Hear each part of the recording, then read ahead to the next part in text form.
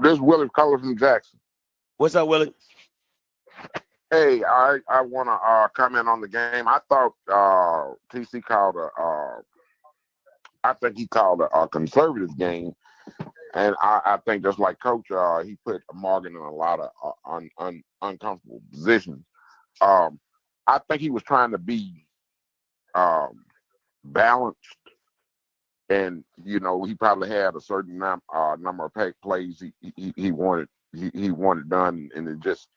And instead of diverting from those plays and playing what was given to him on the field, he put him in those positions. But it wasn't in no doubt.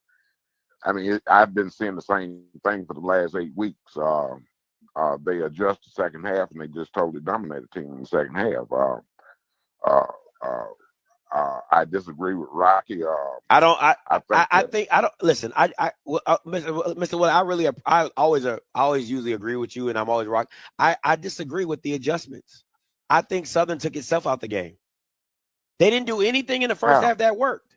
Everything. I just explained to you. Nothing they did in the first half they brought to the second half. Nothing. They rarely ran the 2-by-2 formation that worked. They didn't go back to it.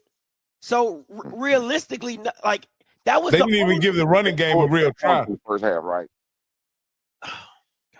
Jackson State adjusted. No, they did not. Second half. No, they did not. How are you going to? How didn't they? They didn't adjust to anything. That Southern just went back to what they did. Score more than 3 points. Why didn't they score 10 points like they did in the first half? If it wasn't no adjustments. Okay, Mr. Willie. How did they gain less yards in the second half? Okay, Mr. Willie. All right, Mr. Willie. You can't argue with me like that. I'm not. You probably argue with other people. You're not making no logical sense. Now, I mean, you can't give it all to Jackson and act like Southern came out with the same game plan. They didn't. I'm not giving it all to Jackson. And I just explained to you why. What I'm saying is, no. What I'm saying, Scotty, what I'm saying is, now Southern is an improved team. But Jackson, I really now you're gonna think I'm jacked. But Jackson had the game under control the whole game. They are a scoring machine. They had a bad game today. That's a lot of textures. My lot of textures going off. Watch a lot of HBCU games next year, and know who will make us that fight. Before you send a group of guys dancing in the stand. I think you need to watch a lot more cultural. Hey, Willie. That ain't got nothing to do with the football game. That ain't got nothing to do with the football game, Mr. Willie. It didn't have nothing to do with the football game when he said that. Okay, Willie. Oh, this is what I want to say. How do they have? Okay, with a minute and 54 seconds left to go in the game, down 10-7. How did Jackson State? 10-3. How did Jackson State have control of the game the entire time? In the second quarter, with 1 minute and 54 seconds left, down by 7. Coach, do you have control of the game when you 7 points down with a minute and 54 left to go in the second quarter? No, sir. Actually, if I was the Southern coach, I would feel damn good. Now I would have been upset in my defense to give up them plays right before the half. You know what I'm saying? But when I even watched the game, and because I was I felt Jackson State would do what they eventually done, but I would look for more in the first half. But once I started seeing that, I didn't feel that they had control in the first half. I felt that, of course, we know Jackson State is Jackson State. They got a great offense, but they just didn't display it in the first half. This is what I feel Mr. Willie should have said, is that we were never worried about losing the game. Like that, I would have said, you're right, Mr. Willie, because nothing Southern shown you would have scared you to be like, oh man, if we don't do this. No. So at no point did I feel they were in jeopardy of losing the game, because they had enough firepower to get with you in multiple ways. But the issue with him saying they controlled the game the whole time is a flat out lie. And it didn't help that Southern didn't do nothing in the second half. They did to get to the position in the first half. Scotty, on my show, I said I guarantee I'm taking all $100 bets straight up for Jackson that people had Southern. A couple people, Adrian Walker, Teldrick, a couple other people took the bet. They need to send them 100 to the show, Coach. Yeah, they need to send them 100 to us, Coach. And so I had a few dollars on the line. I was worried. You understand? Because until the play that to the point till Zay came in, I didn't have any confidence Jackson State could consistently move the ball the way they were trying to move. I didn't have any confidence because each time they got it in plus territory, their drive stalled out. Go ahead, Coach. Again, that's what made coaches great is when they make good second half transitions in the locker room, and I take my hat off to TC Taylor and them. But I'll say this for the college's call: when Jackson State ran down and scored, that made me a little more comfortable, and I think they had the momentum. You know, they wasn't playing Jackson State football; they were playing Southern football. So you got to give Southern University credit. I think their staff came out, said we're gonna slow them down. We're gonna take the run game away from them, and TC them. They bid on it, and that's why they started throwing the football with Morgan. You know, and then once they were like, well, damn, we in the game, and they raced down the score right before the half. I thought that was real big. That was Coach, a big possession for Jackson State. Coach, you said something while we were on the phone that I thought was pretty profound. You was talking about being a play caller and taking what the defense give you. Can you just expound on that? And with a team, you were saying in TC's situation, taking what the defense gives him may not be your best option. Right. One thing about a good offensive coordinator, that's what he does. He looks at the defense, and if they're in cover two, he want to run the football because they don't have another safety or corner in the run force game. And then sometimes when you show three, or when I'm going 2-by-2 with only one back, if I got two linebackers in there, so I got 5 blocking and I got 1 running back. Unless you got a quarterback that can run, that you don't mind running the football, then now you got 6 to block 6. So you would call run plays to block 6.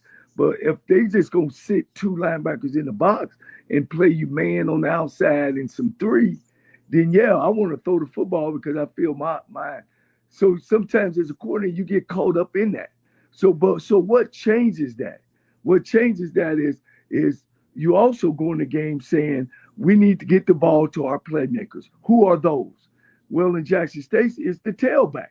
So regardless, if they got 2 linebackers and 4 down linemen, then we gonna run those plays that we can block 6, whether it's leaving the 5 technique outside alone with a fake and give it to him, but I mean like a jet motion, or fake it to him as he going and then now give it back to the back. You know what I mean? Or we gonna read the 5 technique. So if that end come down, the quarterback will pull it. If he comes up the field, we're gonna give it to the back.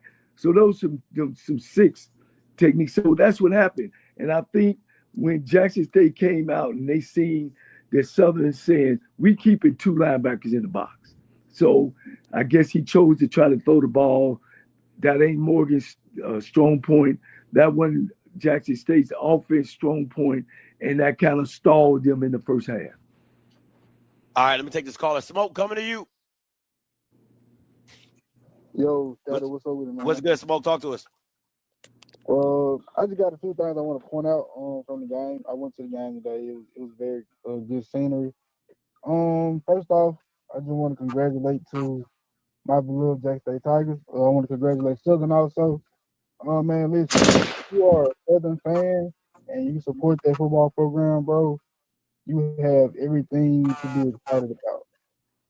They counted Southern out, and Southern made it this far, and I think Coach Graves is a great coach.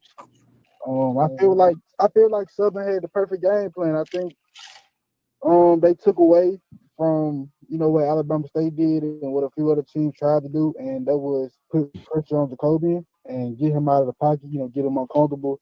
And they tried to stop the run game also. Gibbons is a dog, man. He's a dog. I hadn't watched much of him this year, but he made a major impact for them today, and he's a dog. If you are Southern, you have a lot to be excited about for your next season. I think Graves is gonna.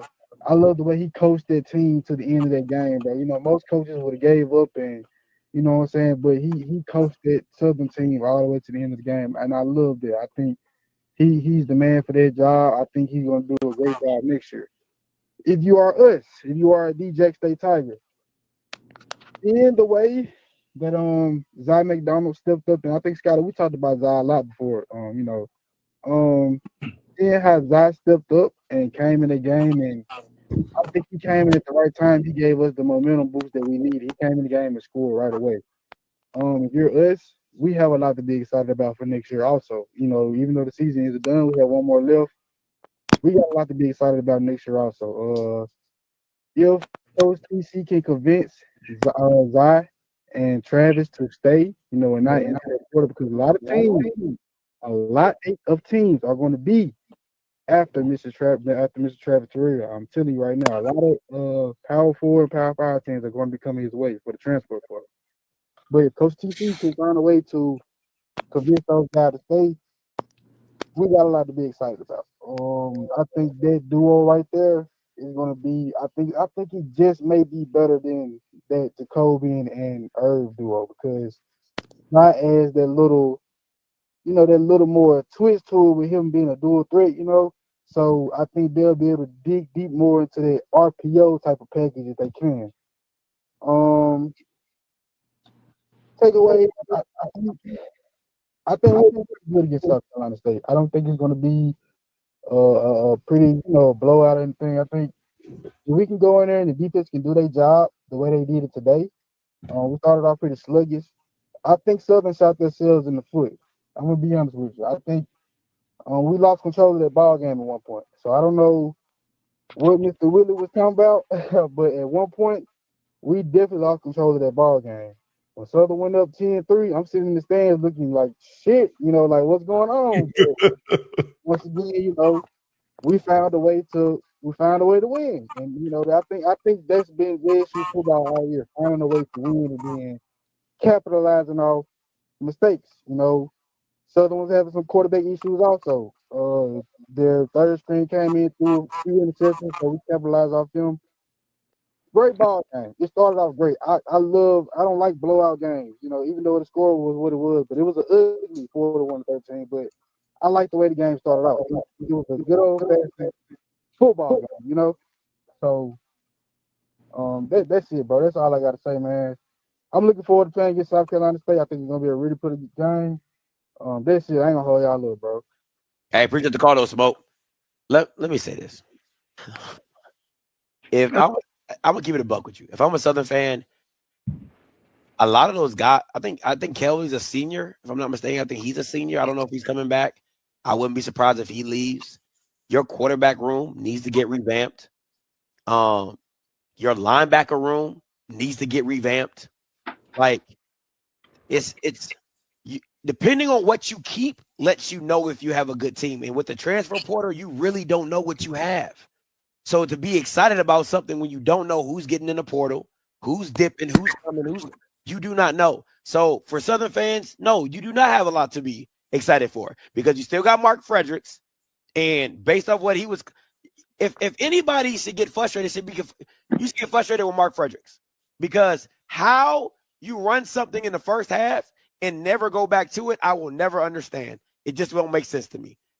And my second thing is this. I think this was the turning point of the game. 10-3. You get an interception. You're at midfield. Southern's at midfield with an opportunity to go up 17-3, and you play scared. It's like, to me, it's like 4th and 1 and you're going against Kansas City Chiefs. I gotta put the nail in the coffin right here, right now. I gotta show you that we not here to play with. Coach Cole says, Coach, would that be a time for one of those Chinese touchdowns? I really thought they were gonna come back and come with some like a reverse pass, or because when you turn the ball over, then now the defense over there drinking water and thinking, oh, everything fine, and it's it's sudden change.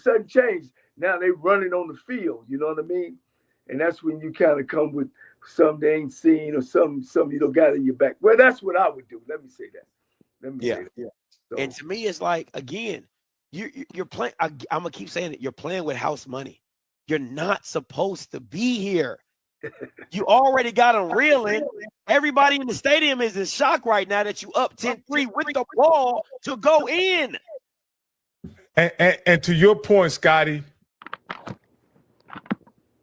Now I'm gonna say this before Terrence Graves did a tremendous job this year.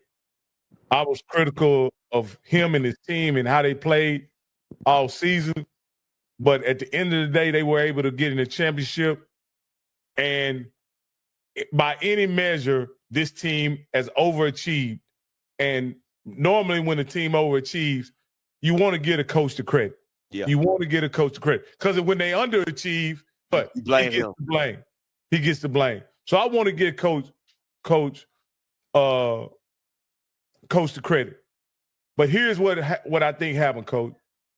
Even when the game got to be, when the game was 10-3, they were playing like they were the champ. You know what I mean? They started playing like, let's just get it to halftime, or let's just see if we can limp to the game. Pause. If we can limp to the game, limp to the end of the game with a 7-point lead. You had to really understand that you weren't going to beat Jackson with 10 points. You understand? You have to go in the game understanding how many points you need to beat them. And they should have been focused on getting those number of points rather than just having the lead. Absolutely. What do you think? No, I listen, if it's however you want to play it, right? Because for the last 5 or 6 games, Jackson hasn't allowed anybody to score a touchdown. So if that's the mindset that you're going into, you're like, hey, I got to get as many as I can in the first half, because we don't know what this offense is going to look like, or what we're going to be able to do, or if they're going to shut us down or whatever. And that's just being aggressive and letting your team know, because your team have to have the same mindset. You got to have that conversation. My coach in college would be like, listen, this is not the game where we're going to come in scared. If we have an opportunity to put the nail in the coffin, we're going to put the nail in the coffin. And I'm letting you know, if it's 4th and 2, if it's less than 3, we're going for it. If it's at the right time, at the right situation, we're going to go for it. So your team already has the mindset of, hey, it's one of those games. We're going to be on. We're going to dictate. We're going to dictate, right? And again, the fans and the alums, they might not like it, but your team needs to understand and respect it, and like, hey, this is the game plan that we're going into, and we're going to live and die with it. And nobody expects us to be here.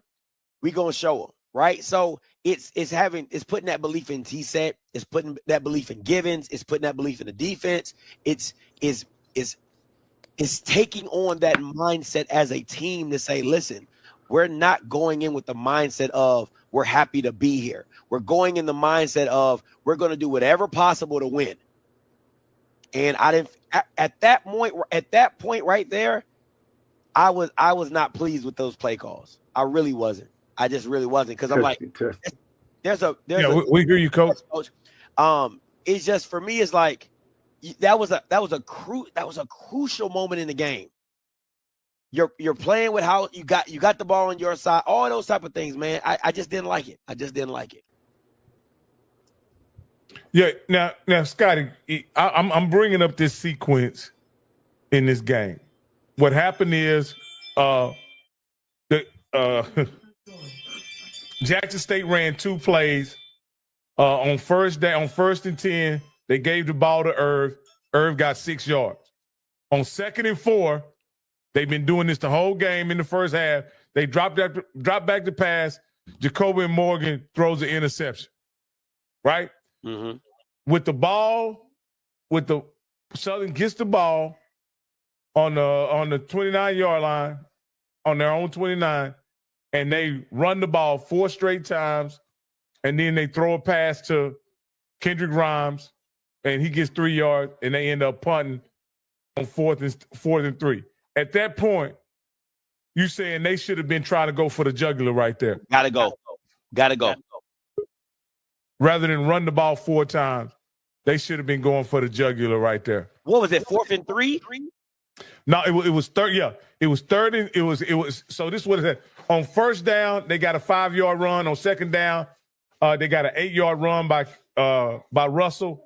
Then on first down, they got a 3-yard run by T-Set. Second down, they got another 1-yard run, and then it was 3rd and 6 from the 46. So they're at midfield. Yeah. Right? Yeah. 3rd and 6 from the 46. And then I think they do like either a swing pass or a screen play to Kendrick Grimes, and he gets tackled. And they're at midfield, 4th and 3 with a minute 54 left to go in the first half. I'm doing a fake punt. Or I'm coming out with some type of play that I feel really, really, really good about. And maybe coach could have something, but for me, I think I probably would have went with it's tough because they could have went punt safe. You know what I'm saying? They could go punt safe. They're like, hey, we don't care. But from what it was, they had a punt block formation on when they kicked that. I just want to be they had a punt block formation when they kicked that, and Travis called fair catch with the catch. But to me, I'm going for it, man. Like I'm going for it. Now people could be like, oh, you punt them and your defense was playing great. My defense is not going to win me this game. I just want to let's keep it a buck. My defense is not. I got to put up points. Coach has said it all year. Scotty, they're averaging 35. Like I mean, he's been saying it all year. Scotty, they're putting up 40 on everybody. So if they've been putting up 40 on everybody, we can expect that they're going to put 40 on us. So we got to put up points. You're not going to keep them down to 17 forever. You're not Alabama State. You ain't been Alabama State all year. So now you're going to come into the SWAC championship game. Now all of a sudden you're going to be Alabama State. Come on, man. Stop it. You gotta go. You gotta, in a boxing match, they would say you gotta press. You gotta go. You gotta be the aggressor. You know what I'm saying? To get them on their heels, because what does TC have to do? You gotta be a pressure boxer. You gotta be a pressure boxer. That means you're applying pressure to him. Now he's gotta press. You know what I'm saying? But when you go in the half at 10-10, that's 0-0. Jackson, like, we good. We come out in the half and we do, because what is the coach like TC going to say? Nothing is going right for us and we're still tied in the game. That's right. But on the other hand, Southern, if I'm Terrence Grave, I'm feeling good. Hey, it's 0-0. We pretty much don't shut them down a little bit. But in the back of my mind, I'm knowing they score. They're going to score. We got to eat some clock, and we got to had to be important that we get some out of it. Whether it was time on the clock, whether it was 3 points, of course, 7 would have been, what you was really trying to do. Absolutely. And, I can tell you guys, when I was at Tennessee State in '98, we played Murray State, and they were favored to win the football game, and they were playing great, and we were playing great as well. And I remember we was at pregame meal, and see, I practice trick plays. We practice them every day, just like we practice the power, the lead, or whatever. We take a section that we don't need a quick touchdown. And the kids used to always tease me, Coach, why we doing this? We don't never run these plays. But damn it, I ran all 10. And I promise you, I ran all 10, Coach, and they all worked. Game 46-44 on a block. running for. Wow. So when you were talking, Scotty, I know he helped. People might say, well, you ain't coached before, but you got the right idea, man. Look, I'm gonna pour it out on the line of scrimmage. If I can't throw the ball well, hell, I'm a damn run it. And I'm gonna come up with every running play. Coach, let me ask you this, because you always we don't often talk about it, but you mention it a lot. We having conversations and you'll say this about a coach. We could be talking about any level of football, and you'll say, hey, well, the play caller's a quarterback, so he's gonna put the ball in the air. Or he's an offensive lineman, so he wants to run the ball. And let me just ask you this. How much over the years, has that personality profile that you use to predict teams, how has that played? Do you use that because it normally plays itself out? Or is that the mentality of teams, or does that profile work out like that often? Well, yeah, it's pretty much like that. Not saying that if I was an overlineman and I'm offensive coordinator that I just want to run the ball. But 9 times out of 10, O-linemen, they want to run the football. And guys who play wide receiver and quarterback, they like throwing the football. That's like break teams down. You get their tendencies. If they're a good run team, they going to let you know when the most time they're going to run the ball. You look at breakdown first. How many times this team run the ball? Oh, man, 90% of the time. How many times they run it on second time? 80s. So first and second down, the defensive coordinator is preparing to do what? Stop the run. It's just tendencies. It's just tendencies that as an offensive lineman, coordinator or head coach, and a defensive head coach, they like to keep the game tight. Just my observation of being around the game all my life. They like to keep the game tight. They like to be in the 24 range. But when you got a gunslinger like a quarterback or wide receiver, he wants to score as many times as he wants. And sometimes that gets you in trouble, just like, want to run the ball all the time. It gets you in trouble. Yeah. So you got to be that even keel guy to do what it takes to run. I remember, and I'm going to say this, I'm going to let you go, Rob, my bad. My thing was, I remember that trick play Dooley pulled out in PV versus Jackson when he threw it to the running back and the running back threw the pass. And they were a high pressure team. I gotta catch you slanted. I gotta catch you committed to one side. Something just to let you know, hey, you better be thinking, right? See, pressure teams like that.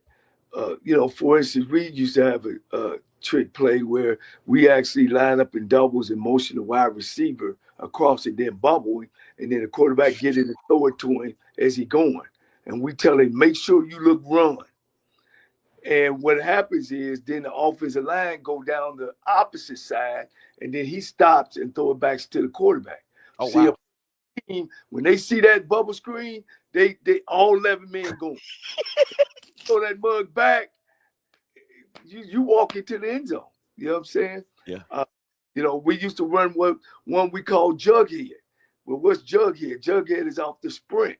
You take the back and ease him up and put the quarterback underneath, and the quarterback reverse out and then put it into his pocket, and he sits low. And then the quarterback keep running to the sideline as if he's running a sprint out. Mm-hmm. But you give it to the fullback, and he's out the backside of that the offensive line. So it's just some things that you got. I think you got to do certain things. And I know you guys remember last year, and I was like, well, man, if they giving you the go route, you got to take a shot at it. Yeah. Whether you want to do it or not, you got to keep the defense honest. They can't load up on you. You can't be predictable, and you got to take, especially in championship games. See, a lot of teams, a lot of coaches and stuff get tight. It's like you say, Scotty. Shit, look, this is it. Look, hey, my job is secure. It's the last game of the year. Shit, you got to let it go. Let it go, man. If I lose, I'm losing because I let it go. I'm not sitting I there shot all my bullets in the gun out of the gun. I did everything I could. You know what I'm saying? Like, and to me, and Coach, you're a quarterback. And I'm so sorry. I know you got a question in Rocky, but Coach, No, go ahead. Y'all go ahead. Coach, you're a quarterback. How would you feel if you T-set and I didn't got you all the way to the fourth quarter, we're down 2 touchdowns, and you bring in a guy who been passing out water bottles all game, cold, ain't thrown nothing, and he gonna finish the game? Yeah, I think because T said is a young quarterback coach, and he's excited to be in the game. I don't even think he would be thinking that way. Now, if he was an upperclassman, I think you would be exactly right on. It'd be like, shit, coach, no, man. Let me finish. We ain't giving up yet. Yeah. So, but again, they alternate the quarterbacks all year long. Yeah. And back and forth, and never getting into the groove of what they do. Coach, let me ask you this along that same line, and I don't want to make this episode of HBCU Coach's Corner, but I just got a lot of questions. So my question is this, Coach. We're getting back to the quarterback a little bit. When you get to a championship game and you have struggled, both of these teams have struggled at the quarterback position. Do you put together a game plan or a strategy, or do you go into the game realizing, man, this guy may struggle, I got to have a fallback? When you say a fallback in one of the other players? Or a game plan if my quarterback is struggling. Like, do you prepare for that since you've been doing the quarterback thing all season? Whether it's Jackson State had a quarterback issue early in the season, Southern has had a quarterback issue most of their season. Do you come in with a game plan and say, okay, if Jacoby struggles, this is what we're going to go to? Or if T-Set struggles, this is what we're going to go to? I'll be honest. I've never been in that situation as a coach because I believe that one guy get it. But I do believe that what you're saying is true. We got to pick out a couple plays what he does great, and we got to pick out a couple plays that he does. And then that's how we got to go about it. It's almost the same thing as what Jackson State did do today. My man was a pocket guy.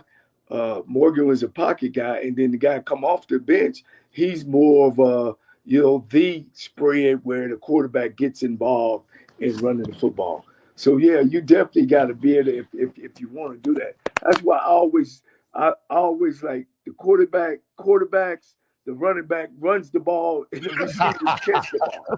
You know what I'm saying? And I just don't believe that. I mean, some people. I mean, Rocky, we watching Norfolk State, and they're on the 1 yard line, and we score, we go up. Shit, we probably could win this game. And instead of letting the running back run it, we let the quarterback run it, and he gets stopped. Yeah. I don't believe in, if it's third and short, I'm gonna give it to my playmaker, guys. That is so important when you're putting together offensive. A game plan. Who has got us there? You know what I'm saying? If my tailback has got us there, guys, let's make sure we giving him the ball. So I'm gonna have somebody in the box making sure that we either throwing it to our playmakers and giving it to our playmakers. Coach, and you bringing up another thing that just popped in my head, Coach. And I know Jackson State is a running team, and I know they're a dominant running game. And TC came in with a plan. Obviously, to pass the ball on first down, pass the ball on second and short, pass the ball even on third and short. How much do you think of that is predicated on making sure the wide receivers are involved in the game plan? Hey, well, it's hard to keep wide receivers. I mean, when I looked at the SWAC the last time, I don't think they got a receiver in the top 5, do they? Giovanni Gibson. He got 1,200 yards. Nathan from Valley got 1,000 yards. But I think that's what about Renberg? Nathan, that's the first name. Nathan. Yeah, Nathan Renberg. Those was the top. I don't think Jackson State got a wide receiver there. I think they got there by giving that ball to the tailback. You know what I'm saying? So as far as when you say playmakers, I don't think they have any. Because sometimes playmakers don't only just catch it. You giving the ball on the sweep. You know what I'm saying? You give them on the jet sweep. You throwing them some bubble screens. You throwing them to come in motion. Some middle screens because I need to get that wide out the ball because they make it happen. I think Jackson State came in is that we win on defense. We hand the ball off on offense, and we try to create turnovers as well. You know, because I think they led the league in turnovers. Let me start. Let's look ahead, right? Let's look ahead just a little bit. South Carolina State, Jackson State. First thoughts. Rocky, you go first. First thoughts, just from what you've seen in this game, what you've seen from South Carolina State all season. First thought. First thought is this is going to be the best offense that Jackson State has faced all year, right? And I'm wondering, can Jackson State hold South Carolina under 30 points based on the teams that they've played? I don't think Jackson State has played a high-powered offense all year like South Carolina. So So Jackson State is going to get a test that they haven't experienced before.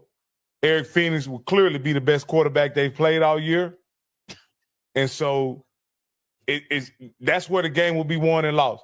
I honestly believe Jackson State will be able to put up 20, 25 points. But how many will they give up will determine whether or not they win the game. Again, I think South Carolina State is a solid defense. I think Jackson State can do what NCCU did. They can put up 24 points. You know what I mean? But is that going to be enough is the question. What you got, Coach? I think the two best HBCU and FCS teams are playing in our championship. Not the best as far as number one in the country, but two good football teams. They both bring a little different, but they good on both sides of the ball, as well as offense as well as defense. I think Jackson State got a very great chance of winning. I think it's 50-50 down the pipe. If I was a betting man, I wouldn't even bet on this game. Here's one thing that Phoenix hadn't faced yet. Phoenix haven't faced the pressure defense. If you remember going back and watching that North Carolina Central game, they didn't hurt South Carolina until they put pressure on Phoenix. At the end, if Phoenix don't get out and run 21 yards when it was third and 20, and he got out and made it happen, that way he will hurt.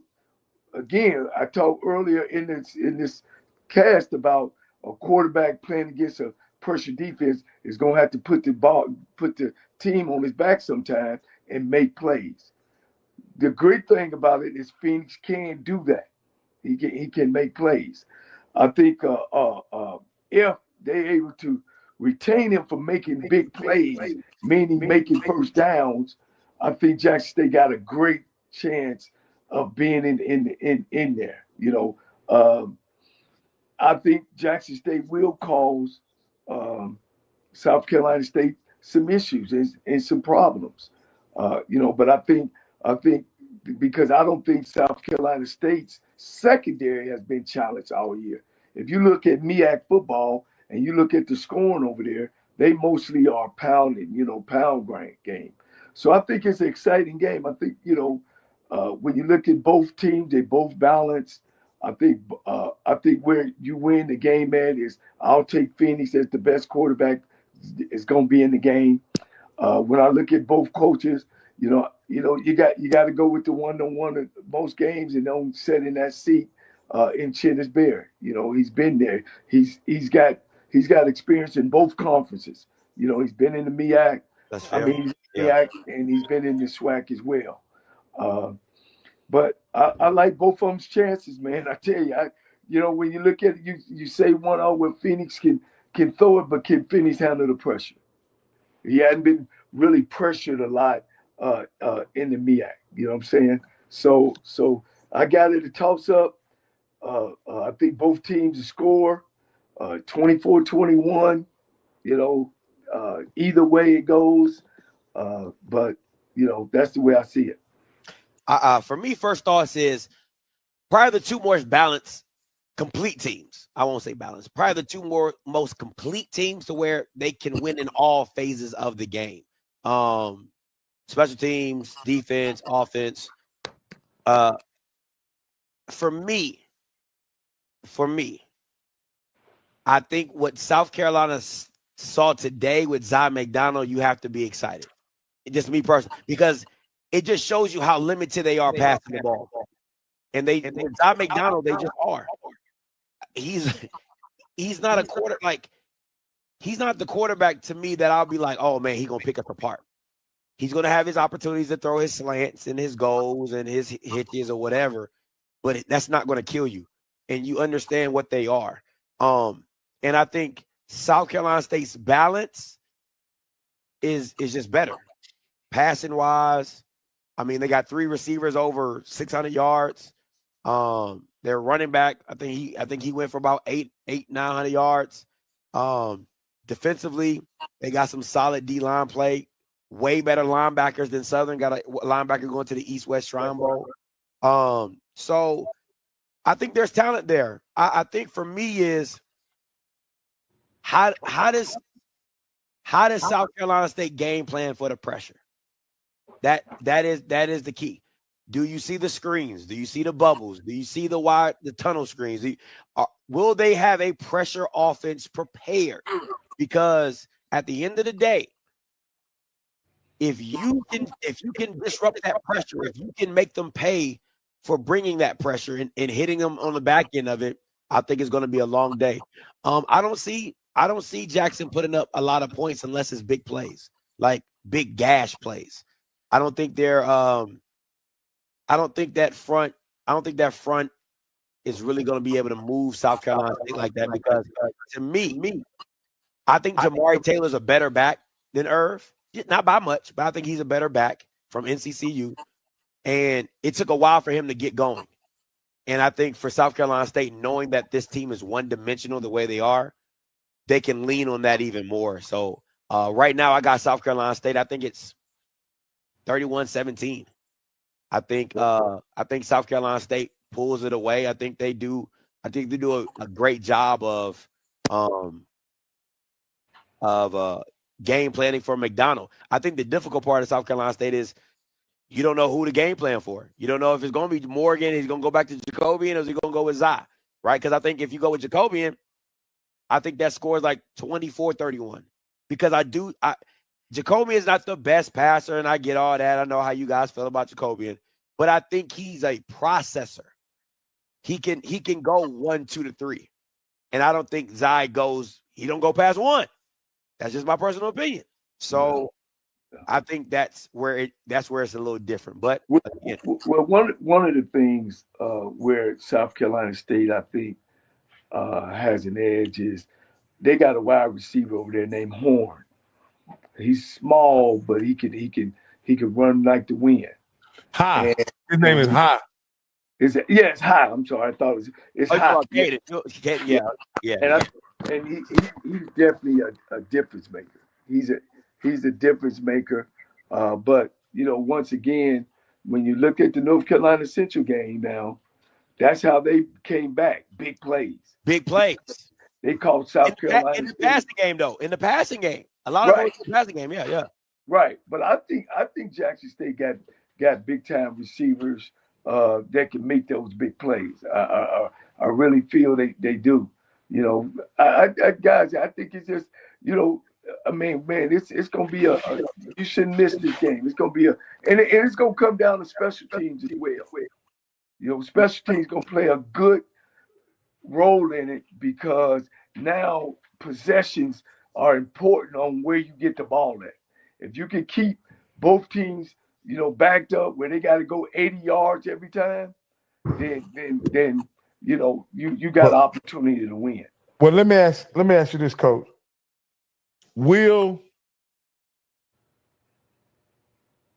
South Carolina State be able to hold Jackson State to 50 yards rushing?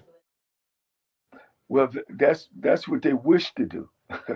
And if they do, then they're gonna have a very good chance of winning the football game. Very good chance. Because that's what they held North Carolina Central to. Yeah. They held Jamari Taylor to 72 yards and 58 yards. Huh? He got a touchdown though, right? I think Yeah. He did get a touchdown. He did get a touchdown, but it was 58 yards total in rush. Coach, so I'm gonna say this: Jackson State front is just as good as South Carolina State front to me. Just as good. I mean, did you see all the pressure they was putting on Southern? That back, they were hitting the back. How many times they hit the back in the backfield? I would like to see the stat on lost yardage.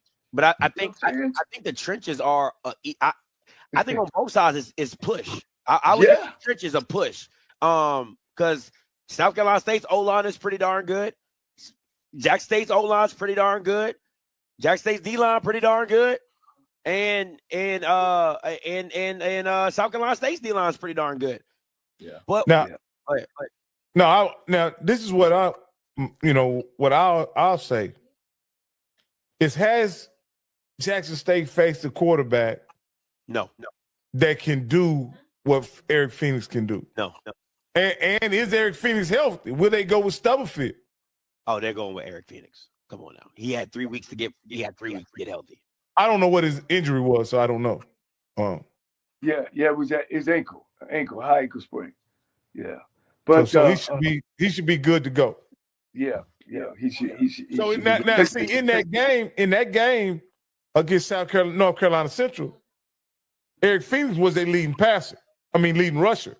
So did nobody else raise no heck rushing the ball? Because NCCU's D-line was like that. It's like that. But the coach talks about when he says, in a high pressure team, I'm gonna need my quarterback to do what he do and to have that benefit on both sides, right? Jacobian, no, but Zai more apparently, and then you got Eric Phoenix on the other side of that, right? But if you look at really that game was won in the first half by South Carolina State. Let's keep it a buck. And let me say this too, guys. Now remember the game. Now, I didn't think Harris for North Carolina Central. He didn't make the plays that he should have. You know what I mean? He kept getting caught because he wasn't that athlete. I think Kobe Morgan is that athlete, but he has to know when to get out of there. You know what I mean? And that's what hurt. That's what hurt North Carolina Central. Down at the end of the game, if he could have got out of there and made the first down, you guys remember that?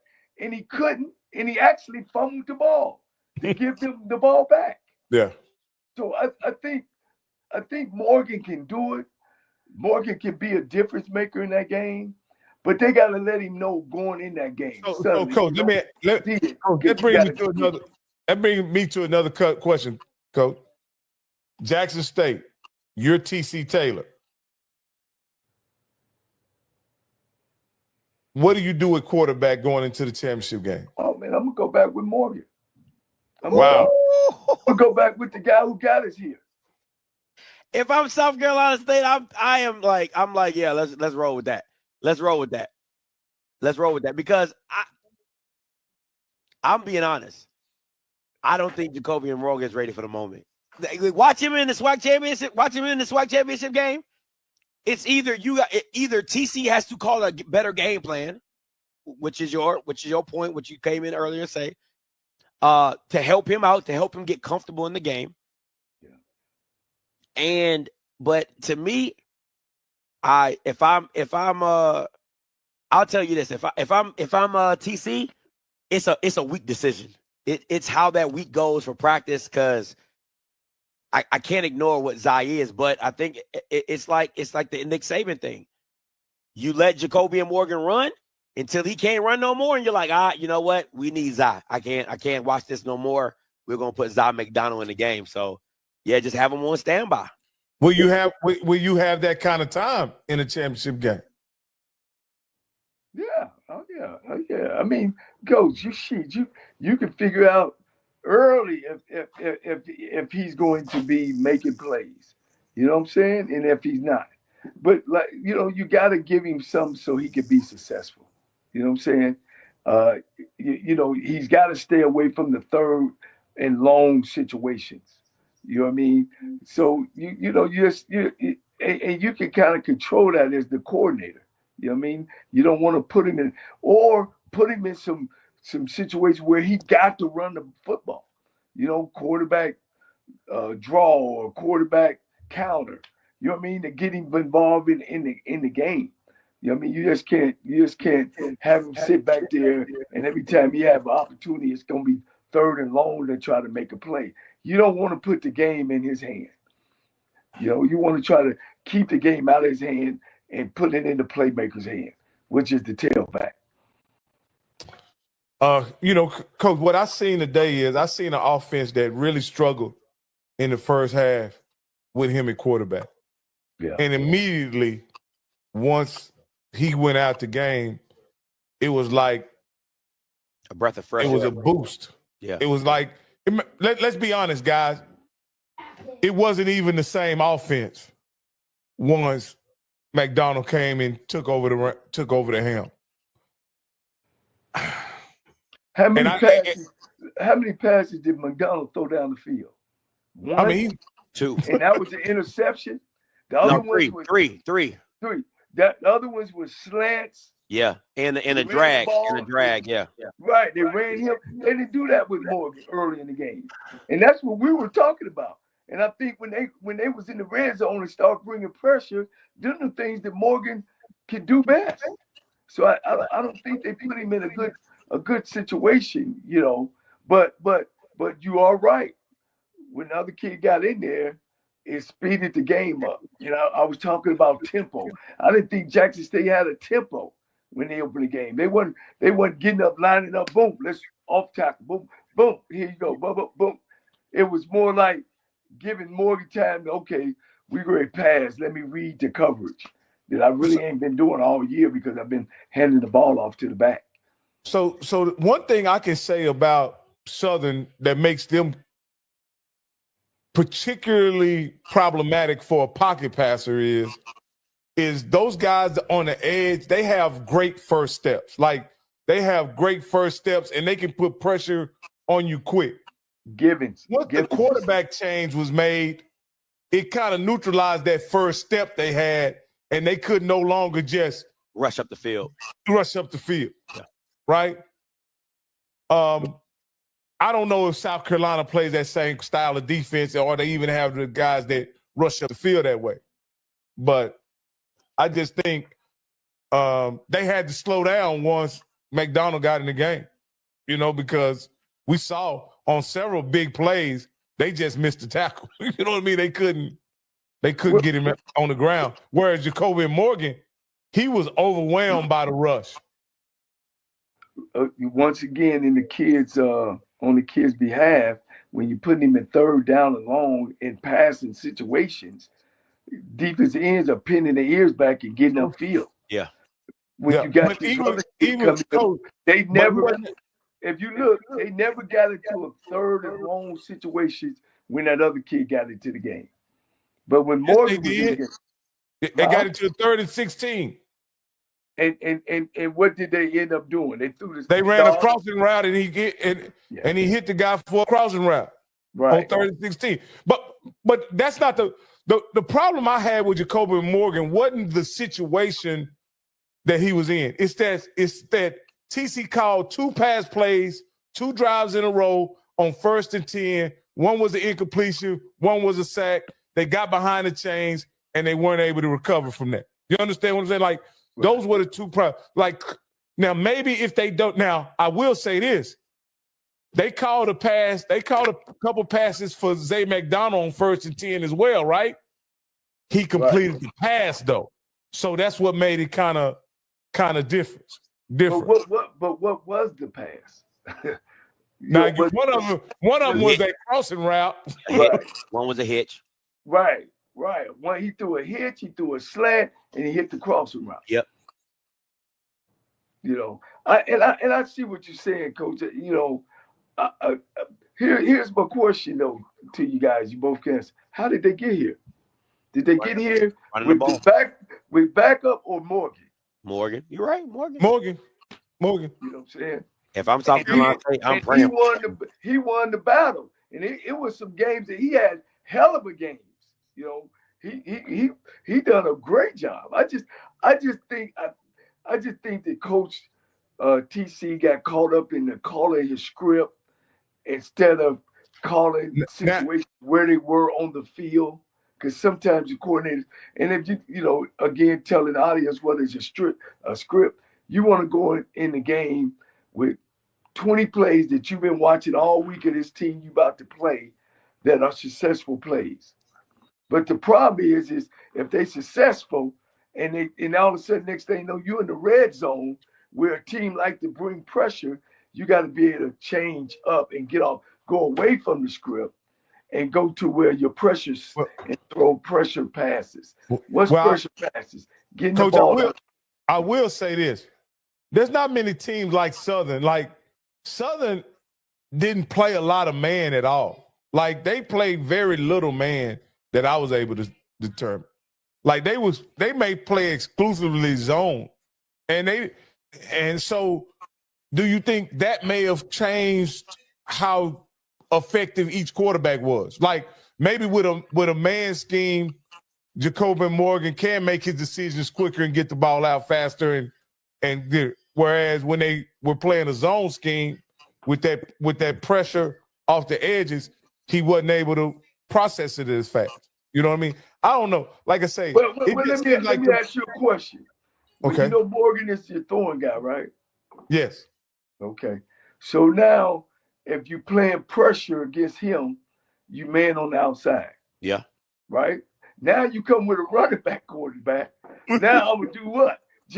You just called it, coach. I'm gonna play your zone because we gotta either tackle that back or we got get the quarterback. You know what I mean? That's fair. So now I'm gonna predict the defense gonna predict what you gonna do. So we know they're gonna run the football, so we're gonna make sure we got people up there to make tackles. Man, it's gonna be a good one. Listen, guys, I gotta get going. Okay. Man, listen, Rocky, Coach Cole, as always, man, I appreciate you guys. Man, y'all make sure y'all check out these young whippersnappers on Tuesday, Coach's Corner. Make sure you're locked in. All right, listen, it's gonna be a crazy week celebration bowl, man. Make sure y'all stay tuned and locked in. And listen, as always, until next time, you know what I'm gonna do. I'ma holler. God bless. Oh my God, did he just fumble? Wow. Who was that? My name is Danny Wilson, and I won $500 on the lunch break with AJ Jones.